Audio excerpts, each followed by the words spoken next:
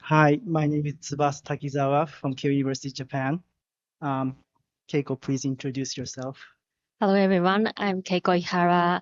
I worked with Dr. Takizawa for the last few years, and I'm now currently a research fellow at Mayo Clinic in Rochester, Minnesota, the United States. We are currently in IHC in Brazil, and we just presented a presentation about the migraine triggers this morning. Different migraine triggers are reported from different parts of the world. So for this presentation, we were able to approach 12 headache specialists from 10 different countries, 11 including Japan, and we asked what they see as a trigger in their own clinical practice usually.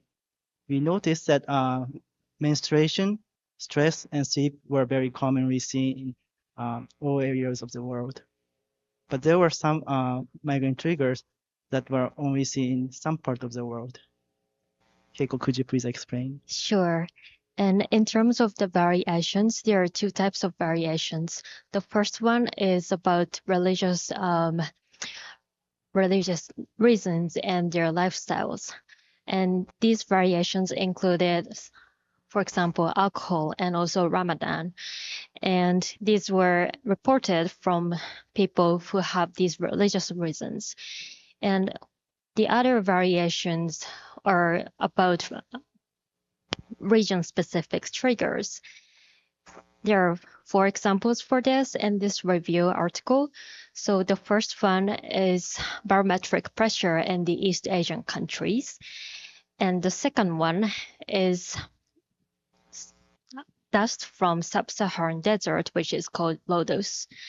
And then there is several regions in the Arctic area where they have midnight sun, and there was some focus on this topic as well.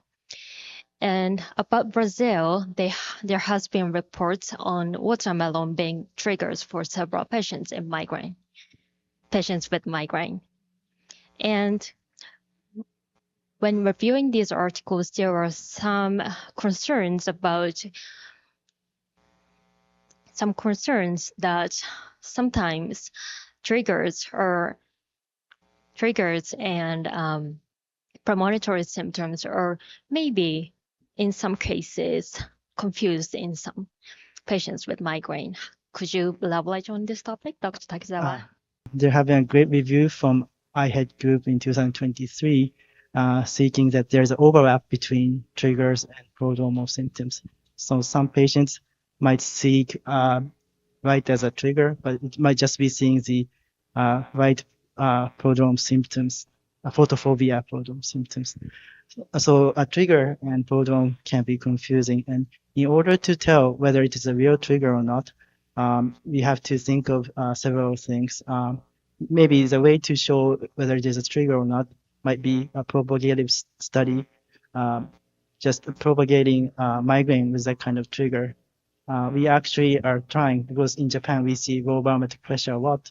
We place the patient into this chamber, which can change the low barometric pressure. And for the half of the patients, they went in the chamber and barometric pressure changed. And for half of the patients, they just went to the chamber and there was no change in barometric pressure.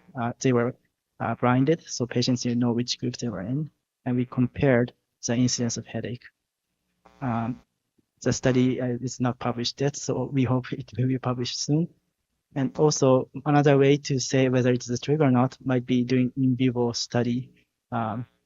We once published, it's not a region-specific trigger, but we sometimes see patients saying that passive smoking triggers their migraine.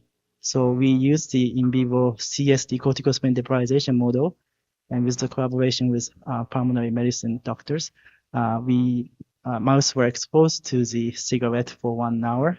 And we compare the mouse which the cigarette was exposed and to the mouse that was not exposed. And surprisingly, there was the decrease in CSE threshold in female mice for the mice that cigarette was exposed compared to the sham animals.